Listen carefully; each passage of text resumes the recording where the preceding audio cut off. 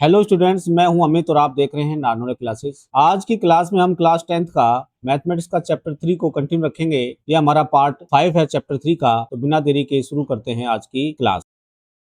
तो हम पढ़ रहे हैं प्रतिस्थापन विधि यानी सब्स्टिट्यूशन मेथड। इसके कुछ क्वेश्चन हमने कर लिए हैं, जैसे कि ये एग्जाम्पल नंबर 4 हमने कर लिया है, एग्जाम्पल नंबर 5 कर लिया है। अब है एग्जाम्पल नंबर 6।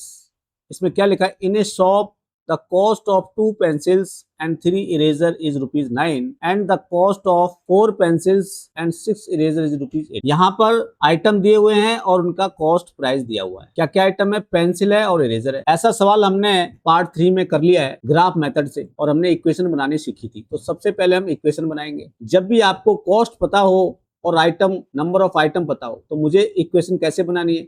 पहले मैं प्राइस डिसाइड करूंगा कि इनका प्राइस क्या होगा। तो लेट डिसाइड प्राइस। तो let price of a pencil be rupees x and price of a eraser be rupees y. हमने क्या डिसाइड किया? एक पेंसिल का जो प्राइस है हमने डिसाइड किया रुपीज एक्स और एक इरेजर का रुपीज वाई। तो क्वेश्चन क्या कह रहा है? According to question 2 pencils and 3 erasers. अब आप बताइए कि एक पेंसिल का जो प्राइस है वो है रुपीज एक्स। तो हमारे पास 2 पेंसिल अगर हमें लेनी है तो कितने रुपए में आएंगी? पेंसिल की संख्या बढ़ेगी तो प्राइस बढ़ेगा। इसका मतलब मुझे मल्टीप्लाई करना है, एक्स को 2 से मल्टीप्लाई करना है। तो कितना आएगा? 2x। तो ये हो गया 2x। 3 इरेजर, एक इरेजर है रुपीज वाई में, एक इरेजर है वाई रुपए में। तो 3 इरेजर कितने में आएंगे? 3 इंटू वाई। तो ये हो गया 3y। इनका मिला के कॉस्ट है 9 रुपीज। तो प्लस कर देंगे 2x plus 3y equal to 9। ये हमारी इक्वेशन नंबर 1 बन गई। इसी प्रकार अब कितनी हो गई? 4 पेंसिल्स। तो 4 पेंसिल का प्राइस कितना हो जाएगा? एक पेंसिल का x है तो 4 का हो जाएगा 4x प्लस अब की बार इधर 6 हो गए यानी 6। तो 6 का कितना प्राइस हो जाएगा? 6y। तो ये 6y। इन दोनों को ऐड करेंगे, कितने रुपए में आएंगे? 18। ये हमारी इक्वेशन नंबर 2 होगी। इक्वेशन बनाने के बाद अब हमें सब्स्टिट्यूशन मेथड से इनको सोल्व करना है, यानी प्रतिस्थापन विधि से सोल्व करना है। किसी एक इक्वेशन से एक वेरिएबल की वैल्यू मैं निकालूंगा दूसरे के टर्म में, और फिर उसको मैं इक्वेशन 2 में रख दूंगा। अगर 2 से निकाला तो 1 में रख दूंगा, 1 से निकाला तो 2 में रख दूंगा। देखिए हमारी इक्वेशन क्या बनी? इक्वेशन बनी 2x plus 3y equal to 9। ये equation number 1। And 4x plus 6y equal to 18 equation number 2। अब हमें सब्स्टिट्यूशन मेथड से इनकी वैल्यू निकालनी है x और y। तो मैं किसी भी एक इक्वेशन से एक वेरिएबल की वैल्यू दूसरे वेरिएबल के रूप में मैं लिख दूंगा। तो यहाँ इक्वेशन 1 से मैंने x की वैल्यू को y की टर्म में लिखा, तो मैं यहाँ x को लेफ्ट में रखूंगा 2x इक्वल टू, यहाँ लिख दीजिए from equation 1 2x equal to 9 right में है ही, 3y राइट में आएगा तो माइनस का हो जाएगा क्योंकि प्लस का है। x की वैल्यू निकालेंगे तो इस 2 का इधर राइट में डिवाइड हो जाएगा, 9 माइनस 3y डिवाइड बाई। अब जो ये x का मान आया y के टर्म में, इसको मैं इक्वेशन 2 में रखूंगा क्योंकि मैंने 1 से निकाला है। तो by putting value of x in equation 2 क्या मिला हमें? यहाँ पे 4x है तो 4x की जगह पे लिखना है 9 minus 3y divide by 2 plus 6y equal to 18। 4 ये है ऊपर और 2 नीचे है, तो 2 की टेबल से कट जाएगा, 2 2 जा 4। तो ये बच गया 2 into 9 minus 3y plus 6y equal to 18। Bracket खोलेंगे, 2 का 9 से मल्टीप्लाई करेंगे, 2 9 जा 18 माइनस 2 3 जा 6y plus 6y equal to 18। ये माइनस का 6y है, ये प्लस का 6y कैंसिल आउट हो जाएगा, तो यहाँ बचा 18 राइट इक्वल टू 18। तो लेफ्ट साइड में भी 18 और राइट साइड में भी 18, और हमारा जो वेरिएबल y था वो गायब हो गया। जब इस तरह की सिचुएशन आएगी, इसका क्या मतलब है? इसका मतलब ये है कि ये इक्वेशन जो हमने दो बनाई है ये दोनों कहीं ना कहीं सेम है। कैसे सेम है? देखो, अगर मैं इक्वेशन 1 को 2 से मल्टीप्लाई कर दूं, हम किसी भी इक्वेशन के बोथ साइड किसी भी नंबर का मल्टीप्लाई कर देंगे, उस इक्वेशन पे कोई फर्क नहीं पड़ेगा, दिखेगी अलग लेकिन सेम रहेगी। तो 2 का मल्टीप्लाई करूंगा तो 2 2 जा 4x प्लस 2 3 जा 6y प्लस 2 9 इक्वल टू 2 9 जा 18। तो ये देखिए ये इक्वेशन सेम है कि नहीं है? ऐसी सिचुएशन में ही लेफ्ट और राइट इक्वल आती है और वहां पर वेरिएबल गायब हो जाता है। इसमें आप क्या लिखोगे?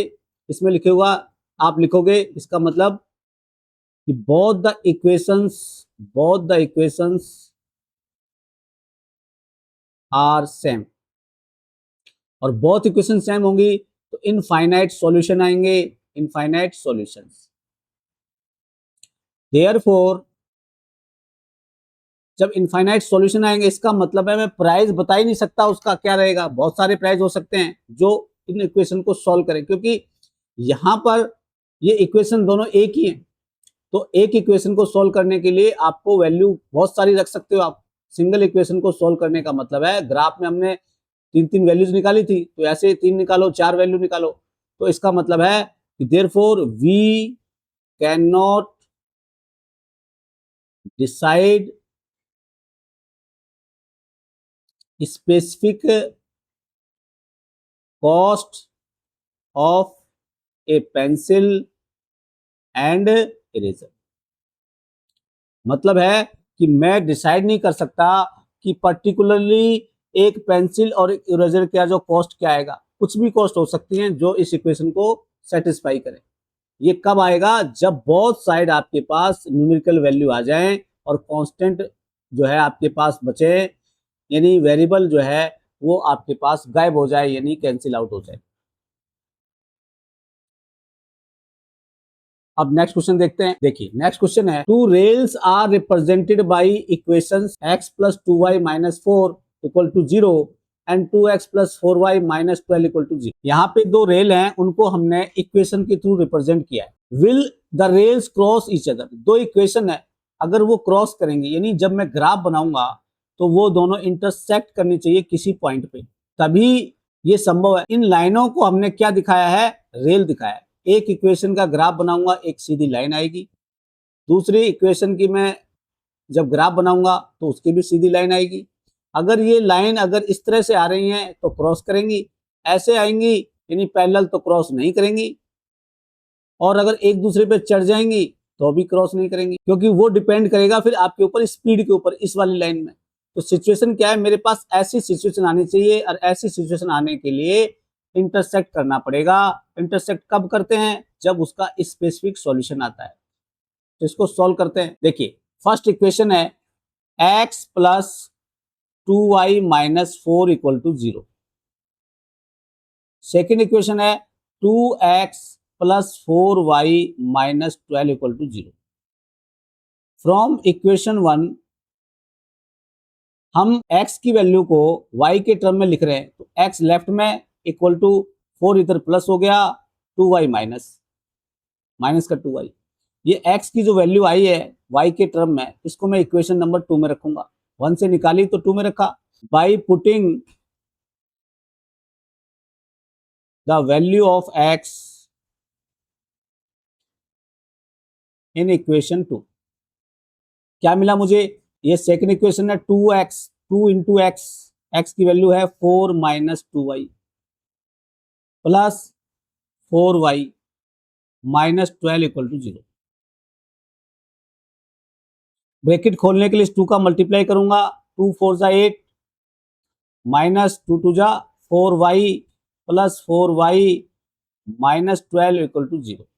ये माइनस का 4y है प्लस का 4y कैंसिल आउट हो गया, 8 माइनस 12 बचा माइनस का 4 इक्वल टू 0। क्या ये इक्वल होता है माइनस 4 इक्वल टू 0? नहीं होता है।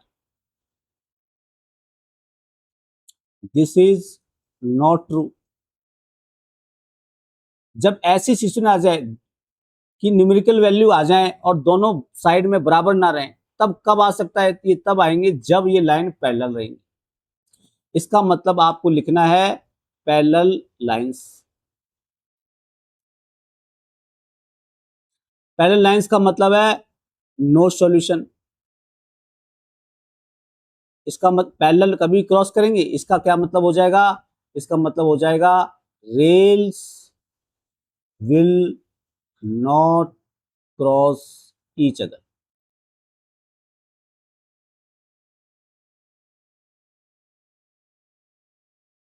अब अगला क्वेश्चन देखते हैं।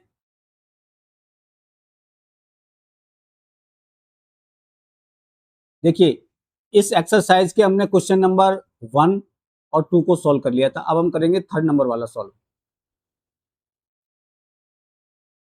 ये थर्ड क्वेश्चन है, इक्वेशन 1 आपके पास दी हुई है 3x minus y equal to 3 और इक्वेशन 2 दी हुई है 9x minus 3y equal to 9। तो इक्वेशन 1 से आप आइदर x का मान निकालिए y के टर्म में या y का निकालिए। तो देखिए मैंने बोला था जो इंडिपेंडेंट हो, जहां पे कोई कांस्टेंट ना लिखा हो, यानी कि जहां पर कोई भी आपका कोफिशिएंट ना हो किसी वेरिएबल के साथ, वो आसान रहता है। तो y के साथ कोई कोफिशिएंट नहीं है तो y की वैल्यू को x की टर्म में मैं लिखूं। तो फ्रॉम इक्वेशन 1 क्या मिला मुझे, ये y को राइट में लेके गया और 3x को लेफ्ट में रखा, क्योंकि y नेगेटिव है तो मैं यहाँ राइट में ले जाऊंगा तो पॉजिटिव हो जाएगा माइनस का 3, और y को राइट में ले गया तो y हो गया यहाँ पे राइट में पॉजिटिव। तो y की वैल्यू क्या आ गई, 3x माइनस 3। तो अब की बार y की वैल्यू में इक्वेशन 2 में पुट करूंगा bye putting value of y in equation 2। क्या मिलेगा मुझे, ये 9 है, x 9x रखा माइनस 3 और y की जगह रखा 3x minus 3 equal to 9। Bracket खोलूंगा तो इस 3 का मल्टीप्लाई करेंगे, 9x माइनस 3 3 जा 9x माइनस और माइनस प्लस 3 3 जा 9 इक्वल टू 9। ये 9x से 9x कट जाएगा, 9 इक्वल टू 9 आया। यहाँ पे केवल कांस्टेंट बचा आपका x वेरिएबल जो है वो गायब हो गया। ये सिचुएशन कब आएगी, जब इक्वेशन सेम आएंगी। इसका मतलब both the equations are same, both the equations are same.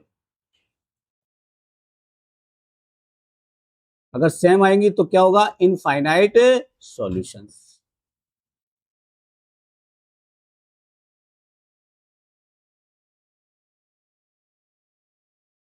अब हम नेक्स्ट क्वेश्चन करते हैं। नेक्स्ट है question number 4, 0.2x plus 0.3y equal to 1.3। ये आप देख रहे होंगे कि ये डेसिमल में। तो जब भी आपको इक्वेशन में डेसिमल नजर आए, सबसे पहली प्रायोरिटी है कि उस डेसिमल को हटा दीजिए। अगर आपको आसानी से सवाल करने हैं तो डेसिमल अगर इक्वेशन में है तो डेसिमल को हटाइए। अगर यहाँ पे है इक्वेशन नंबर 1 और यह इक्वेशन नंबर 2, डेसिमल हटाने के लिए क्या करेंगे, यहाँ पे 0.2 है, डेसिमल के बाद एक अंक है, सिंगल डिजिट है, तो 10 का डिवाइड करूंगा, 10 का डिवाइड करेंगे, इधर भी 10 का डिवाइड होगा, इधर भी 10 का डिवाइड होगा। तो इस इक्वेशन को मैं फ्रॉम इक्वेशन 1 एंड 2 क्या मिला मुझे, इनके डेसिमल हटा रहा हूं, तो यहां डेसिमल हटाऊंगा तो ये हो गया 2/10x plus 3/10y equal to 1.3 में इसको लिख दूंगा 13/10। तो मेरा डेसिमल हट गया, ये इक्वेशन 1 से आया। और मैंने एक बात बताई थी लास्ट वीडियो में कि अगर आपके पास फ्रैक्शन में इक्वेशन रहती है तो जो डिनोमिनेटर में पार्ट रहेगा उसका एलसीएम लेकर के उस इक्वेशन को बोथ साइड मल्टीप्लाई कर देंगे। तो आपको पता है ये 10 यहाँ भी 10 यहाँ भी, तो इनका एलसीएम तो 10 ही आएगा। तो 10 से इस इक्वेशन को मैं डिवाइड कर दूंगा, मतलब सॉरी मल्टीप्लाई कर दूंगा।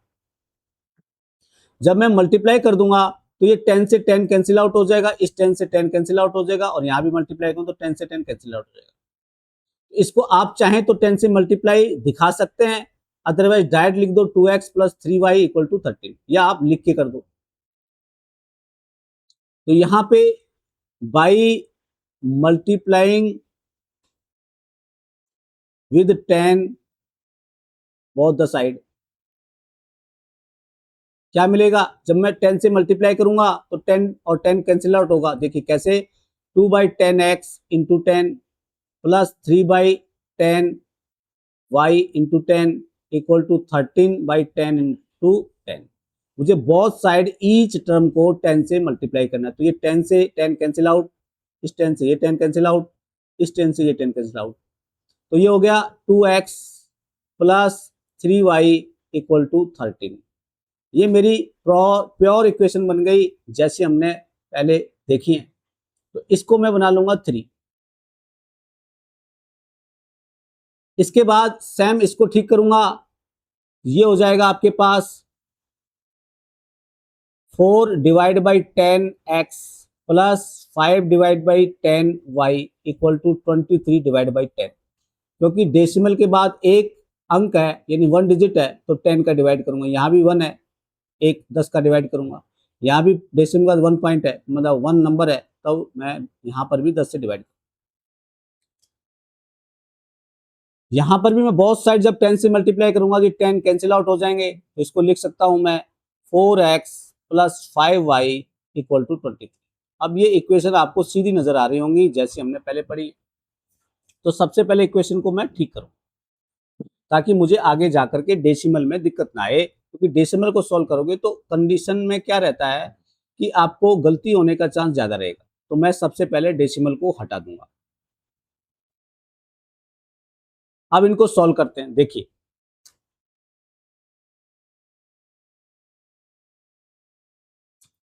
पहली इक्वेशन क्या आई, जो हमने पहली इक्वेशन को ठीक किया वो बनी हमारे पास 2x plus 3y equal to 13। तो 2x plus 3y equal to 13, ये इक्वेशन नंबर 3 वहां पे हमने लिखी, तो यहाँ भी 3 लिखेंगे। और दूसरी इक्वेशन है हमारे पास 4x plus 5y equal to 23।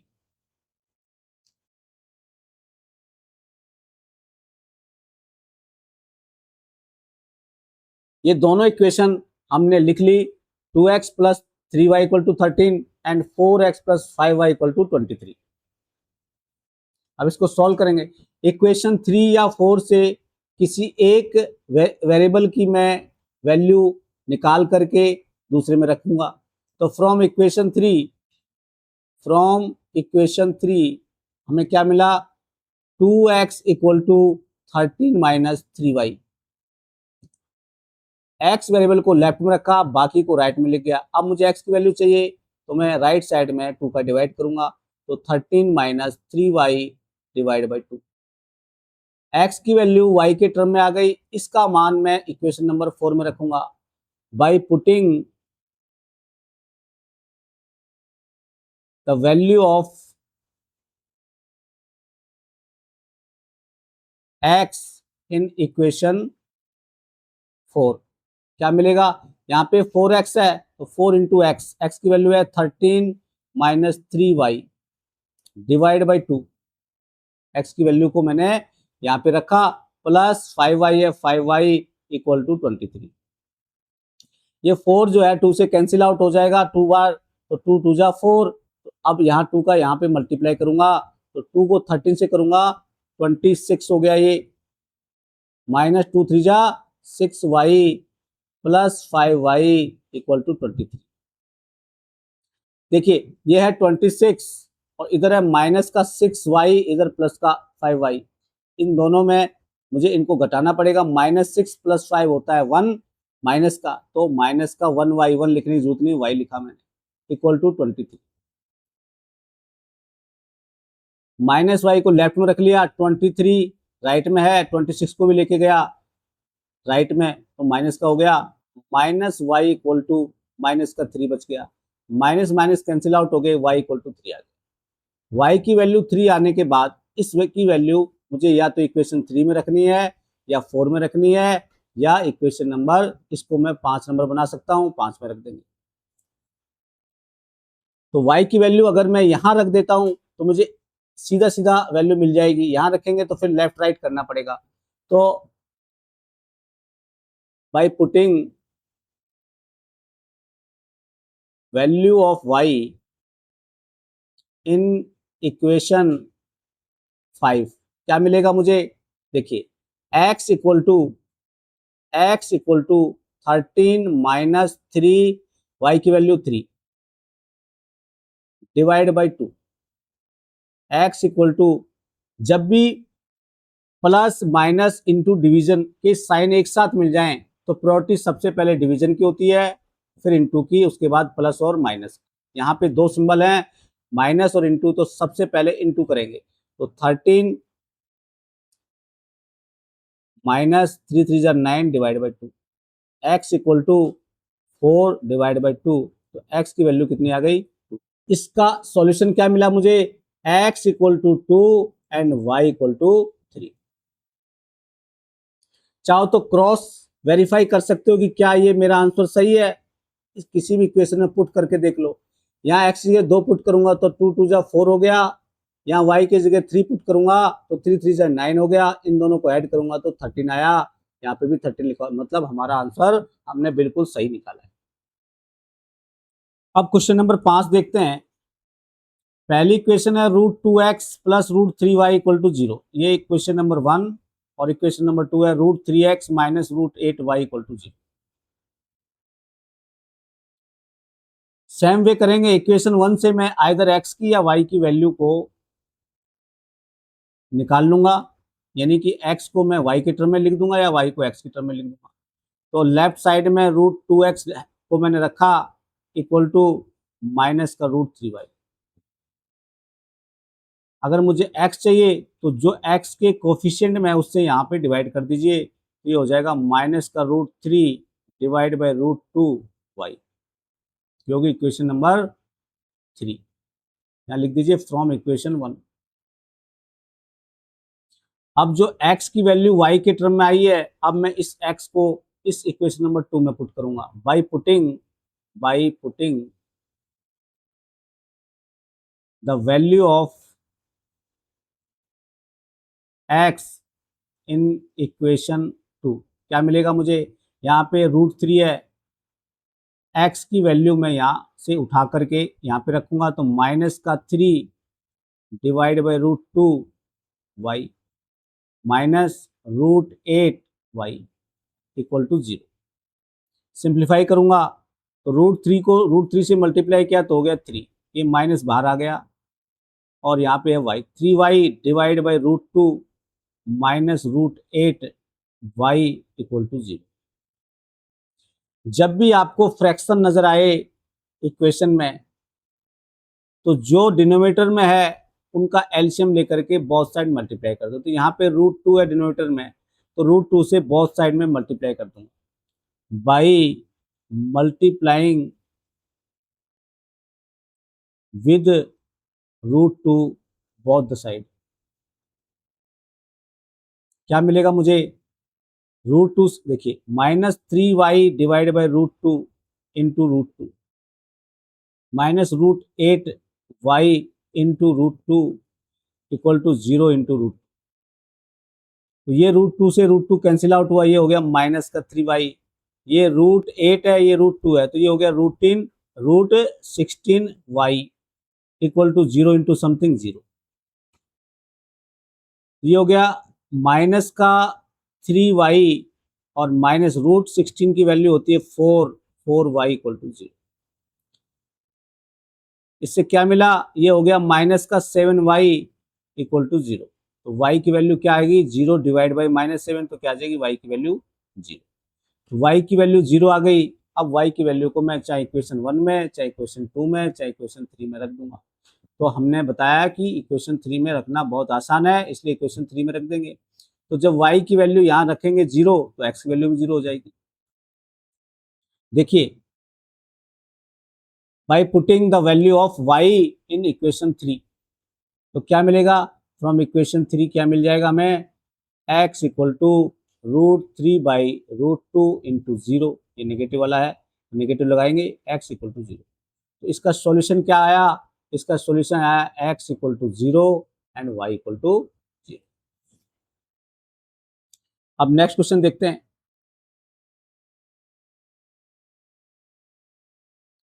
देखिए, यहाँ पे फ्रैक्शन में है इक्वेशन, जब भी फ्रैक्शन नजर आए आपको क्या करना है, एलसीएम लेकर के मल्टीप्लाई करना है बोथ द साइड। तो ये हमारी इक्वेशन नंबर 1 है, ये इक्वेशन नंबर, तो हम क्या लिखेंगे, बाई यहाँ पे 2 है और 3 है, इधर 3 2 6, तो डिनोमिनेटर का एलसीएम लेंगे तो 2 और 3 का एलसीएम होता है 6। तो by multiplying with 6 in equation 1, और यहां भी देखिए आप 3 2 6 है, इसका भी एलसीएम 6 आएगा, तो यहां लिख दो equation 2 by multiplying with 6 in equation 1 and 2 both side। Equation 1 में भी मैं 6 का मल्टीप्लाई करूंगा और इक्वेशन 2 में भी करूंगा, तो मैंने एक साथ लिख दिया। इससे क्या मिला मुझे, यहाँ 6 से मल्टीप्लाई करूंगा तो ये हो गया 3x divide by 2 into 6 minus 5y divide by 3 into 6 equal to minus 2 into 6।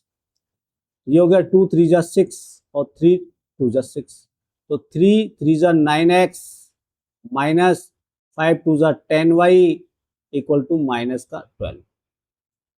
ये सिंपल इक्वेशन हो गई, इसको इक्वेशन नंबर 3 कर दीजिए। सेम वे यहां से मिला मुझे x बाई 3 इंटू 6 का मल्टीप्लाई करूंगा plus y by 2 into 6 equal to 13 by 6 into 6। तो ये 6 से 6 कैंसिल, ये 2 3 जा 6 और ये 3 2 जा 6, तो ये हो गया 2x plus 3y equal to ये है 13 1 जा 13। इक्वेशन नंबर 4 हो गई है। अब सेम वे में मैं इक्वेशन 3 से x की वैल्यू y के टर्म में लिखूं या इक्वेशन 4 से लिखूं। यहाँ 9x माइनस 10y है, यहाँ 2x प्लस 3y है, तो इक्वेशन 4 आपको छोटी नजर आ रही होगी। तो फ्रॉम इक्वेशन 4 मुझे क्या मिलेगा, 2x equal to 13 minus 3y। x की वैल्यू निकालूंगा तो 13 माइनस 3y डिवाइड बाई कितना आ जाएगा, 2।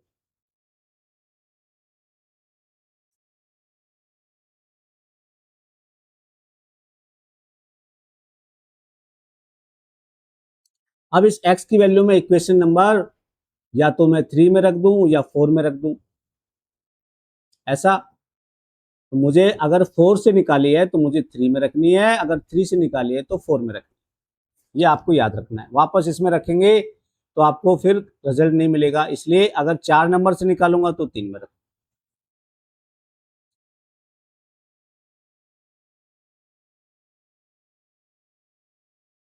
By putting the value of x in equation number 3 मुझे क्या मिलेगा, देखिए यहाँ पे इक्वेशन नंबर 3 क्या है हमारे पास, 9x minus 10y, 9x minus 10y equal to minus का 12, माइनस का। इसमें मैं रखूंगा x की वैल्यू। x की वैल्यू क्या आई थी हमारे पास, x की वैल्यू आई थी 13 माइनस 3y बाई 2। x की वैल्यू आई थी 13 minus 3y divide by 2, 13 minus 3y divide by 2। तो मैं इसके अंदर ये वैल्यू रखूंगा x की, तो देखिए ये है 9x, तो 9 इंटू ये हो गया 13 minus 3y divide by 2 minus का 10y इक्वल टू माइनस का 12। ये कैंसिल आउट नहीं होगा, मैंने बताया जब भी फ्रैक्शन आ जाए बोथ साइड मल्टीप्लाई कर दो एलसीएम लेके फ्रैक्शन का। तो यहाँ पे 2 है तो 2 से मल्टीप्लाई कर दूंगा तो क्या आ जाएगा, 9 इंटू 13 माइनस 3y माइनस 2 से मल्टीप्लाई कर रहा हूँ बहुत सारी, यहाँ 2 से किया तो 2 कैंसिल आउट हुआ, 2 से इसको करेंगे 20y, 2 को इससे करेंगे माइनस का 20। ब्रैकेट खोलेंगे 9 को 13 से, 13 9 जा 117 माइनस 9 3 जा 27y minus 20y equal to minus का 24। ये हो गया 117 माइनस 27 एंड 20 हो गया 47 माइनस का equal to minus 24। Minus 47y left में रखा, माइनस का 24, ये 117 राइट में लाऊंगा माइनस 117 हो जाएगा, तो माइनस 47y इक्वल टू यहाँ पे क्या हो गया, माइनस का जब ऐड करेंगे 141, y इक्वल टू करेंगे माइनस माइनस कैंसिल आउट हो गया 141 डिवाइड बाई 47, ये माइनस माइनस कैंसिल। 47 की टेबल में पढ़ेंगे तो 141 3 टाइम्स आता है, 3 7 जा 21 और 3 4 जा 12 और 2 4, तो ये y की वैल्यू कितनी हो गई, y की वैल्यू हो गई 3। अब जब मेरे पास y की वैल्यू आ गई, अब मुझे किसी भी इक्वेशन में रख के x की वैल्यू फाइंड आउट करनी है, तो हम इसी में रख देते हैं। मुझे क्या मिलेगा, x इक्वल टू, यहाँ लिख देंगे by putting value of y in equation number, ये हमने बनाई होगी वहाँ पे, नहीं बनाई तो अभी बना लेंगे। इक्वेशन नंबर नहीं बनाई है तो 5 नंबर बना लेंगे यहाँ।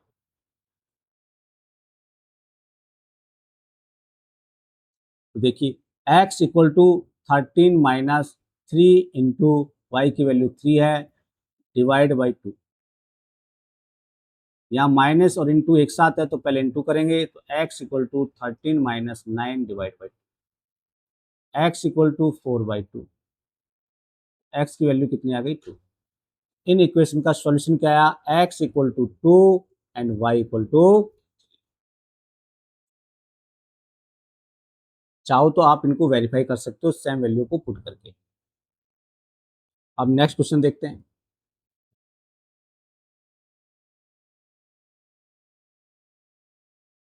Solve 2x plus 3y equal to 11 and 2x minus 4y equal to minus 24 and hence, उसके बाद में आपको क्या करना है, find the value of m for which y equal to mx plus 3।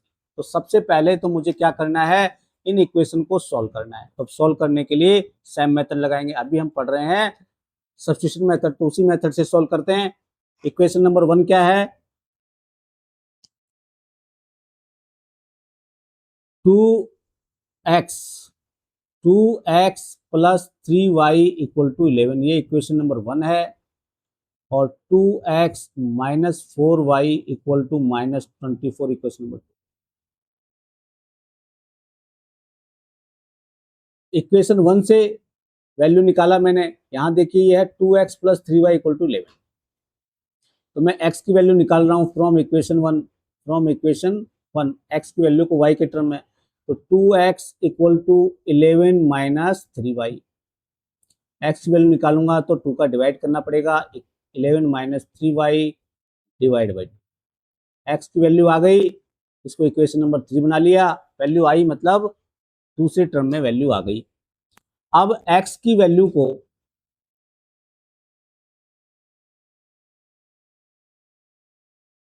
अब x की वैल्यू को मैं कहाँ रखूंगा, इक्वेशन नंबर 2 में। यानी ये जो x को मैंने y के टर्म में लिखा है उसको मैं पुट करूंगा इक्वेशन नंबर 2 में, by putting the value of x in equation 2। क्या मिलेगा मुझे, 2 इंटू एक्स, एक्स की वैल्यू है 11 minus 3y divide by 2, minus 4y equal to minus का 24। ये 2 से 2 कैंसिल आउट होगा, तो ये बच्चा 11 minus 3y minus 4y equal to minus 24। ये हो गया 11 माइनस, ये माइनस का 3y एंड ये माइनस का 4y हो गए माइनस के 7y इक्वल टू माइनस का 24। वेरिएबल को लेफ्ट में रखा, minus 7y equal to minus 24 minus 11, तो minus 7y equal to minus का ये हो गया 35, y की वैल्यू हो गई माइनस 35 डिवाइड बाई माइनस 7, तो ये 5 टाइम गया, तो कितना हो गया, y की वैल्यू हो गई 5। y की वैल्यू मिल गई। अब आप इक्वेशन चाहे इसमें रख दो चाहे इसमें रख दो, तो इक्वेशन 3 में रख देंगे। इक्वेशन 3 क्या है हमारे पास, है x equal to minus x equal to 11 minus 3y divide by 2, ये हमारी इक्वेशन नंबर 3 है। x equal to 11 minus 3y by 2 और y की वैल्यू आई है 5, y की वैल्यू आई 5, ये इक्वेशन 3 है।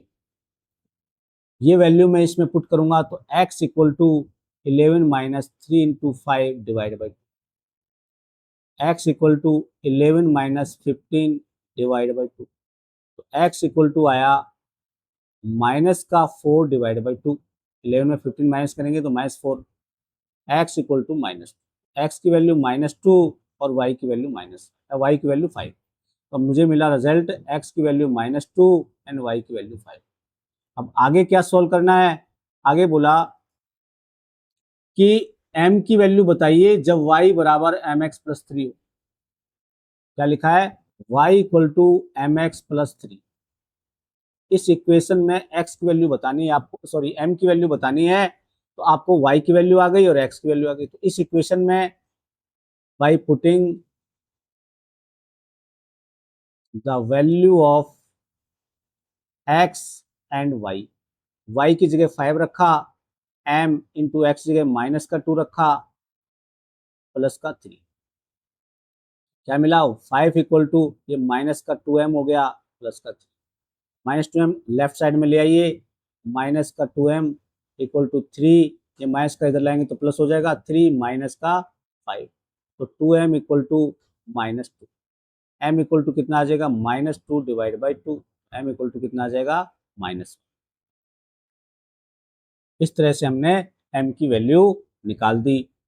तो मेन अल्टीमेट हमने क्या सीख लिया, हमने प्रतिस्थापन यानी सब्स्टिट्यूशन मेथड से दो इक्वेशन को कैसे सॉल्व करते हैं ये हमने सीख लिया है। अभी कुछ क्वेश्चंस और बाकी हैं, उसको नेक्स्ट क्लास में देखेंगे।